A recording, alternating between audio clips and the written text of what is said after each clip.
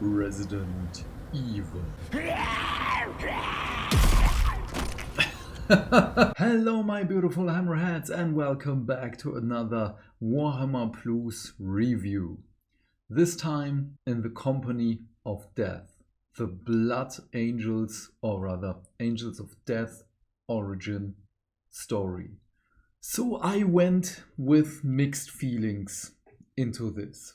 First of all, because I was expecting to be disappointed, as this is still a problem of mine. I know that maybe I should just give up, but I don't see why, because we're still paying for a service. We deserve a specific standard for a series that is so irregularly updated. And with that, for everyone who watches me for the first time, because every video could be someone's first, the Angels of Death Origins is wasted potential, as they, so the animation team, the story team, set up a great ending with Angels of Death Season 1, and they don't capitalize on that.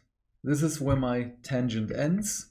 So, the episode. We have the amazing Chaplain Raphael and our brother Kazarion before he was sent to the Death Watch. So, his armor is the regular Blood Angel armor.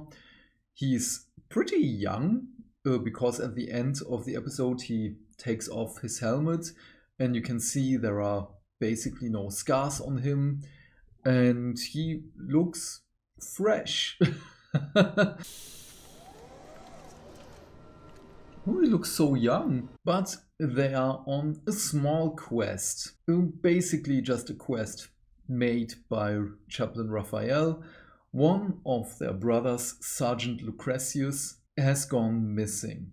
And so our two heroes, they abandoned an unknown number of Astra Militarum soldiers to die. And on their way, Kazarion is listening into the Vox messages of the Imperial Guard. And he listens to them, fighting and dying. And Raphael is just like, they were dead the moment we abandoned them. You don't need to listen to it. Why are you listening to it? And so on. We are on a quest. I did not make this decision lightly, Kazarion. Yet it is made. And the life of Lucretius is by far more important than the life of those soldiers. And so they're venturing in. We see a follower of Nurgle. It's a fly. You know that it's chaos because it has spikes, which is so good. I really enjoyed that fly. In the end, brother, honor is all we have. Yeah, well, on their way, they're being ambushed by Death Guard Marines. And the first fight scene was it wasn't really boring, but as we know that our two heroes are surviving, there is no real tension. And that the Death Guard is pretty much blind, even though there are veterans of the Long War, probably, it takes them a while to hit the Blood Angels. And I don't see why, because they're standing on a bridge.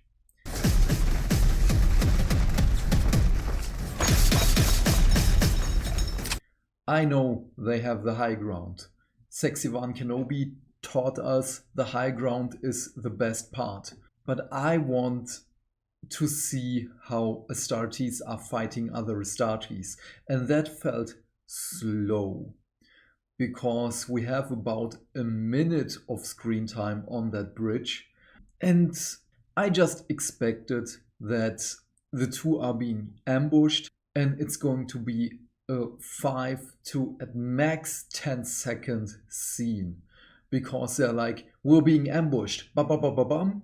are shooting at the Death Guard are shooting up at the Blood Angels, and as they are being outnumbered, they're just running away, sealing the door behind it.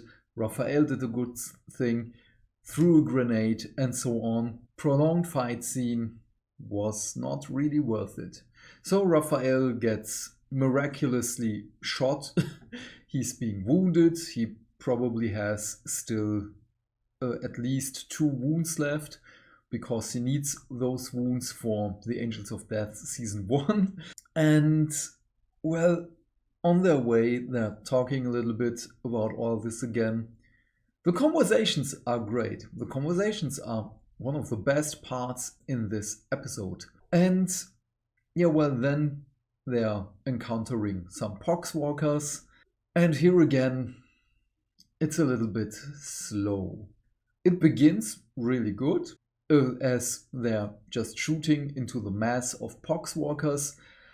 And after that, yeah, well, it's not the speed in which I hoped Kazarian and Raphael would fight against poxwalkers, because they should just hack and slash through them like they were a hot knife through butter. And, yeah, well, there is a Deus Ex Machina with some Promethium, which was really miraculously there. It was very convenient. How did he get there? And the first 10 to 12 minutes of this 20-minute episode, the majority of it was okay. It was fun, but it was okay. It did not make me put down my food and glue me to the screen. But then the fun part begins. We have a scene where Kazarian and Raphael are hiding in the filth because there are just a mass of Death Guard walking somewhere near them. And I love how Kazarian is just like, there are at least 50 of them. We have the element of surprise. We can take them. And Raphael is just like, no, temper your anger, brother. And so on. At least 50 traitors. Steep odds, even with the element of surprise. But as the Death Guard are passing them, both are standing up, are walking towards Brother Sergeant Lucretius, because they have an Auspex scanner and know where to walk. But Kazarian is still so angry, and we get to see the first glimpses of the rage overtaking him. Then we have an amazing scene where there is just a doorway. It's total darkness behind it. And there are 2 sets of green Death Guard helmet eyes. They're just watching the Blood Angels, and one of the eyes just goes tilt. Oh, beautiful.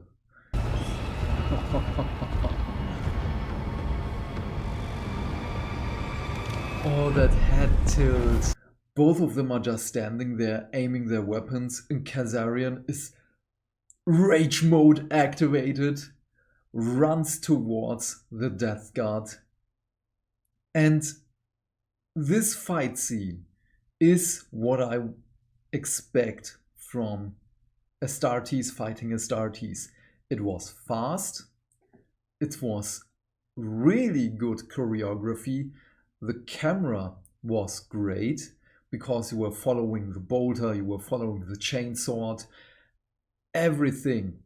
It was really, really good. If that would have been the first fight scene, I would have been disappointed by far more with the bridge fight scene, with the shootout at the bridge.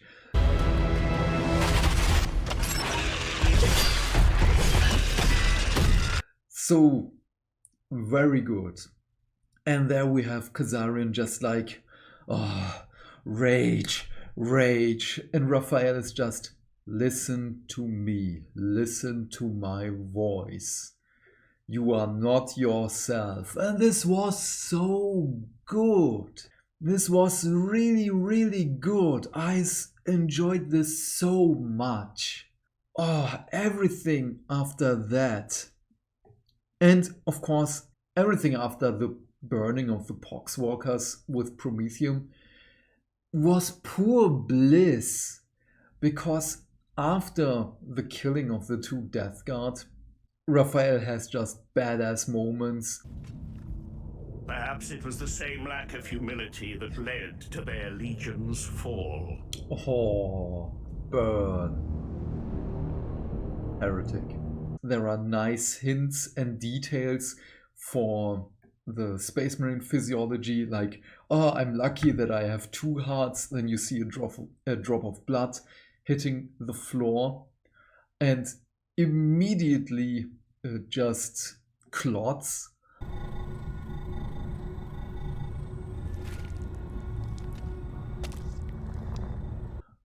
Beautiful. Then we have a room with just a couple of dozens of dead people, and well, they did not die because of the Death Guard. And Kazarian is just like, what happened here? Camera pans, there is Brother Sergeant Lucretius, and of course, he's been overtaken by the Black Rage. And there again, we have Astartes versus Astartes. Amazing fight scene as their chainswords are clashing. It's not that the teeth are still grinding, they get stuck. Help me restrain him! Burn! Heretic! Fill! Somehow there are still sparks. It's my guess that it's just the motor running, so the engine, and it does something to the cogs inside. I don't know. But how Kazarian does not want to fight his brother. And it was really shocking how that fight ends and how Kazarian realizes that is the Black Rage. That is what it's doing to us. Ah, so good. The Black Rage. This is what it does to us. The last minutes, as I've said, everything after the burning of the Poxwalkers, it's so good. It almost made me forget that there is nothing that hints to season 2, that nothing has any ties to anything else in the series. Well, of course, there is something. There is the Black Rage of Kazarian. It is still that he's young and that he's not really in that mindset of, I was alone in the Death Watch. I had to fight against the rage and the thirst alone. No one can know of our curse. Yes, there are a few things here and there which do get into play in season 1. I know it's really, really hard to have elements in a prequel hinting to season 2. And here it is again. I know I'm a broken record and I am on the same path. But at this point, I'm questioning the whole thing. Do we need a prequel series? Wouldn't it be better to have something in between? It's nice that we have these episodes. I'm not arguing that. I'm not arguing that we shouldn't have these episodes. I'm just saying that we could have at least one hint per episode for something in the future.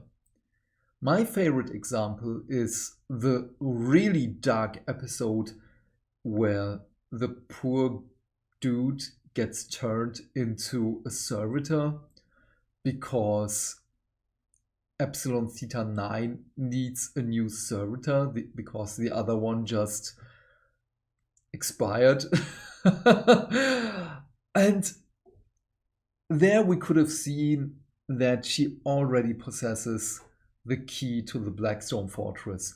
There we could have seen that she already had some progress on there. In the Ship Mistress Salkin episode, we could have had hints that she already has rumors that there is a Blackstone fortress in the vicinity somewhere. Just rumors, nothing too solid in their hands.